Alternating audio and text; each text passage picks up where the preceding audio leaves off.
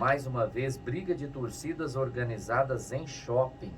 Suelen, os detalhes aí para a turma que está nos acompanhando. É isso mesmo, Murilo. No início da noite de ontem, teve uma briga lá no shopping Buriti, né? E a assessoria já informou, né, que 2 grupos de jovens iniciaram essa briga ali próximo à praça de alimentação e foram contidos rapidamente ali pela segurança do shopping. Mas envolvem essas torcidas organizadas?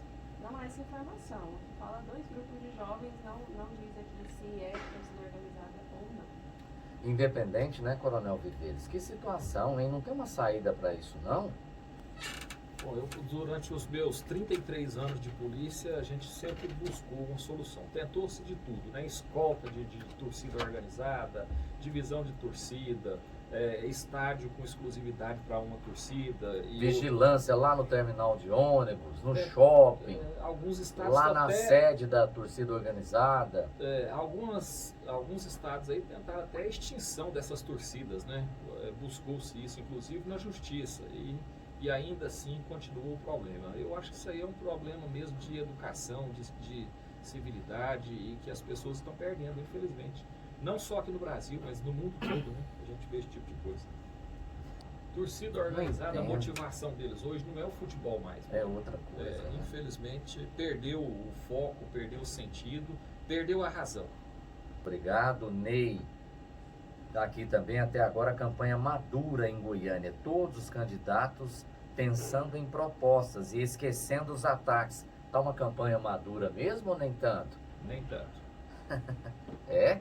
Tá tendo algum ataquezinho aí? Tem. Tá saindo tiro aí? Infelizmente tem aqueles candidatos que não sabem fazer proposta, né? É? Toda campanha tem. Prefeito, vereador, os dois? Principalmente prefeito, que nesse momento é o foco principal, né? Goiânia ou interior ou os dois? Goiânia e interior.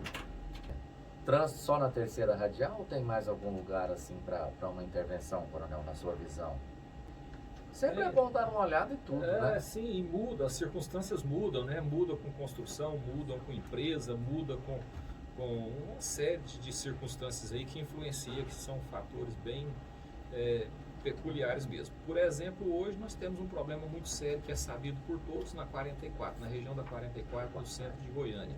Nós temos também algumas ruas de Goiânia que mudam o sentido da via e outras que precisam ficar sentido único, estão em sentido duplo.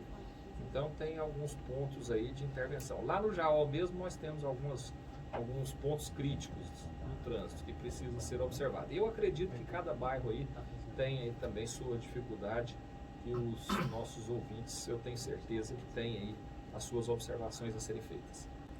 Bom, 7h47, agora neste fim de semana, né, o governo de Goiás lançou o programa Goiás em Movimento. Esse programa, ele não é voltado para o perímetro urbano, ou seja, para os centros urbanos, mas ele é voltado para as estradas, né, principalmente.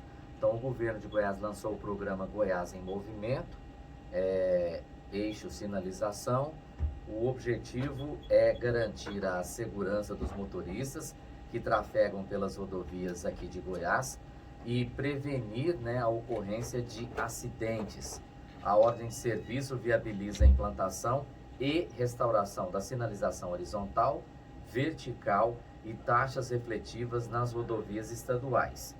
O governo de Goiás, por meio da Agência Goiana de Infraestrutura e Transportes, hoje a agência tem o nome de Goinfra, pretende investir cerca de 75 milhões de reais. O programa mapeou o estado em 5 macro-regiões e cada uma delas terá um contrato para execução do serviço. Coronel Viveiros, como é importante essas taxas refletivas nas rodovias estaduais aqui em Goiás, cujas já não tem acostamento, né? A não ser essas duplicadas, mas as rodovias estaduais, em sua maioria, são de pistas simples, não são de tão boa qualidade e ainda por cima não tem acostamento. São cheias de curvas. Se não tem uma sinalização horizontal eficiente, se não tem as taxas refletivas, à noite fica mais perigoso ainda.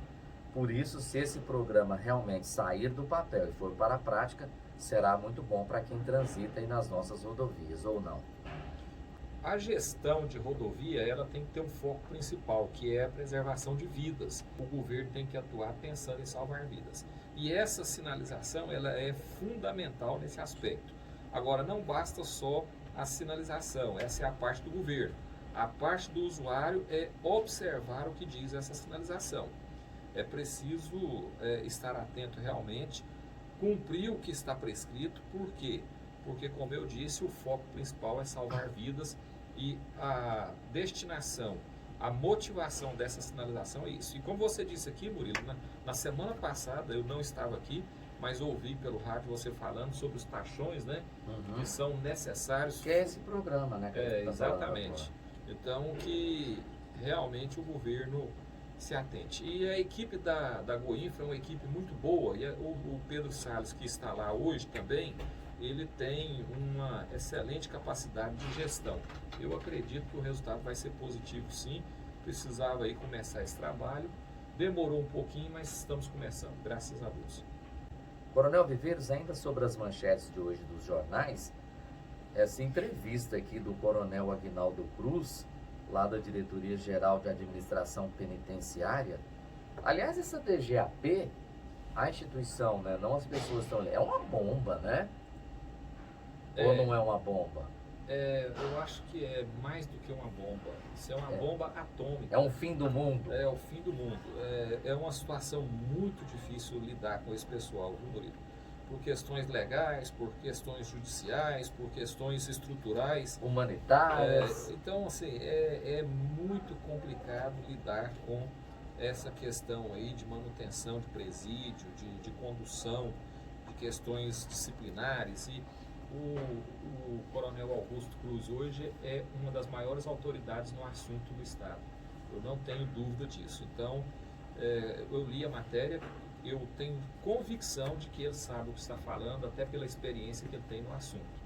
Eu acho que a decisão dele foi a melhor decisão nesse momento, porque realmente... Ele fez uma remoção lá de 80 presidiários, não é isso? Sim, então quem lida com a gestão desses presídios no Estado, ele tem que estar atento a essas circunstâncias e ele precisa ter essa liberdade de fazer essas remoções quando necessário. Eu acho que a gente não deve ficar questionando muito.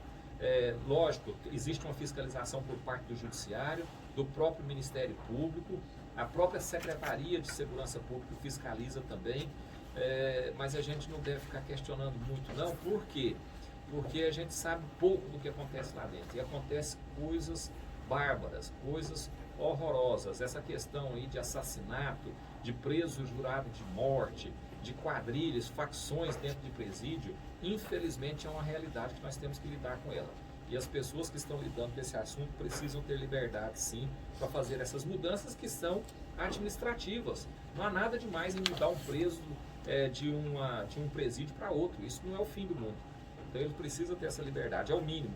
E o que chama a atenção, Coronel Viveiros, é que, segundo ele, havia entre esses 80 removidos, né, detentos marcados para morrer, né? Ele disse, até está na manchete aqui do Popular de hoje, ele abre aspas para o Coronel Aguinaldo Cruz: se não transferíssemos os presos, haveria carnificina no presídio de Anápolis. Sim, e aí as pessoas veem isso e falam, pô, é omissão, né, da gestão, porque não estão dando conta. Realmente não dão conta, porque o problema não é do presídio, é do sistema de segurança pública no Brasil, que é um sistema falido. E aí esse reflexo chega lá no presídio, onde facções dominam os presídios e determina quem vai viver e quem vai morrer. E o Estado precisa ter autonomia para fazer aí essas mudanças, para minimizar o impacto dessas quadrilhas dentro de presídio. E tem muita gente, Coronel, que tem um pensamento assim, vamos falar logo, né? Tem gente que sabe, tem gente que pensa assim, podia cair uma bomba lá nesse presídio, né? Não é assim que funciona, porque lá faz parte da sociedade. O que acontece lá tem reflexo aqui do lado de fora, ou não? Totalmente, é o que eu estou dizendo, né? As quadrilhas aí, as facções criminosas dominam dentro do interior do presídio, mas não é um domínio gratuito. Eles querem a atuação externa, eles querem poder continuar roubando, traficando, matando. E por conta disso que existe aí essa prevalência, esse domínio realmente das facções criminosas. E nós temos que controlar isso, porque eu entendo as pessoas que pensam assim, Murilo, porque não é um crime que leva uma pessoa para o presídio. Não é cometer um homicídio, um roubo. Você dificilmente vai ser condenado, vai ser levado ao presídio por isso. Agora, para você chegar lá a ser condenado e cumprir pena de longos anos, realmente você precisa de ter cometido uma série de crimes. Ou seja, o que nós temos dentro do presídio é o pior do pior da nossa sociedade. Agora, nós temos que lidar com isso. O problema é nosso. Nós temos que saber administrar isso. E no nosso país não tem pena de morte. Então não adianta a gente ficar desejando isso, esse tipo de coisa, porque isso não vai acontecer. O que a gente precisa realmente é administrar.